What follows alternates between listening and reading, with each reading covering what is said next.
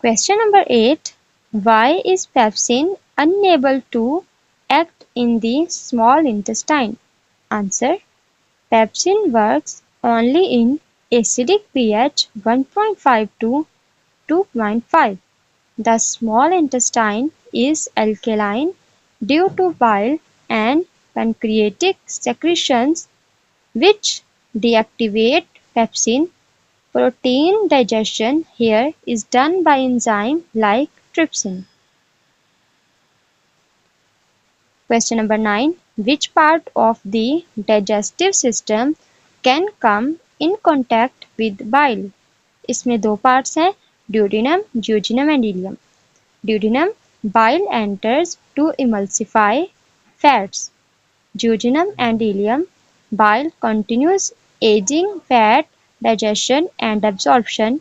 Normally, bile doesn't enter the stomach or large intestine. Question number 10. Why must the stomach wall be protected? Answer. The wall must be protected from HCl and pepsin, which could digest it. Mucus cells secrete alkaline mucus that forms a protective layer, preventing damage and ulcers.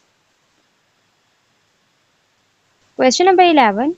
Following table shows the names of 3 enzymes found in alimentary canal.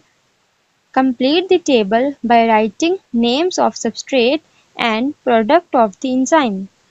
यहाँ मैंने इसका proper answer लिखा हुआ है, जबकि book के अंदर questioning के तौर पे नेम ऑफ एंजाइम लिखा गया है, सबस्ट्रेट और प्रोडक्ट, और एक साइड पे हमें नेम ऑफ एंजाइम्स मेंशन किया गया है। हमने उनके सबस्ट्रेट और प्रोडक्ट्स बताने हैं। Protease, protein, peptides, amino acids. Amylase का जो सबस्ट्रेट है वो स्टार्च और प्रोडक्ट माल्टेज, डेक्स्ट्राइंस। लाइपेज का सबस्ट्रेट लिपिड्स, फैट्स, और प्रोडक्ट है fatty acid, glycerol. Question number 12. Find the function of each type of teeth. Type of teeth और उनके फंक्शंस हैं। Incisors used for cutting food into smaller pieces. Canines used for tearing food. Premolars used for crushing and grinding food. Molars used for grinding and crushing food into fine particles. Question number 13. Describe digestion in oral cavity. Answer. Digestion in the oral cavity involves crushing and grinding by teeth, cheeks, and tongue.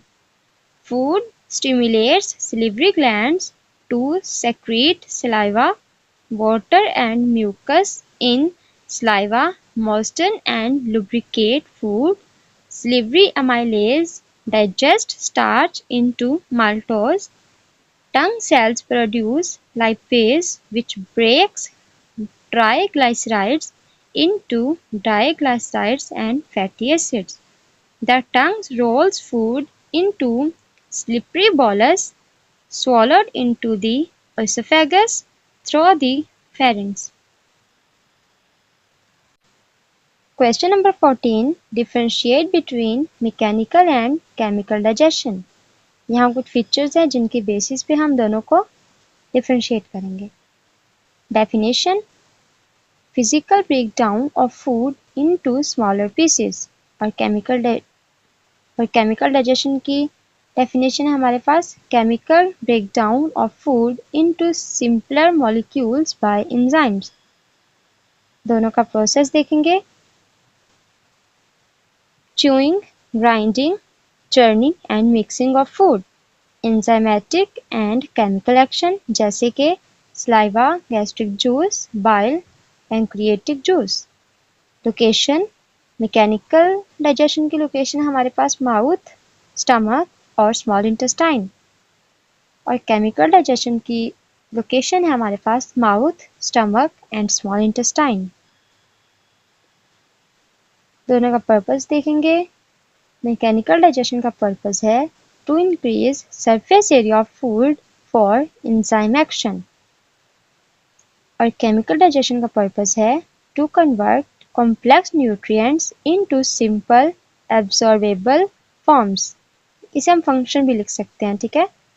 दोनों की example हम देखेंगे। Mechanical digestion की example है हमारे पास chewing, stomach contraction, और chemical digestion की example है हमारे पास एंजाइम एक्शन, जैसे कि अमाइलेज ब्रेकिंग डाउन स्टार्च और लाइपेज ब्रेकिंग डाउन फैट्स।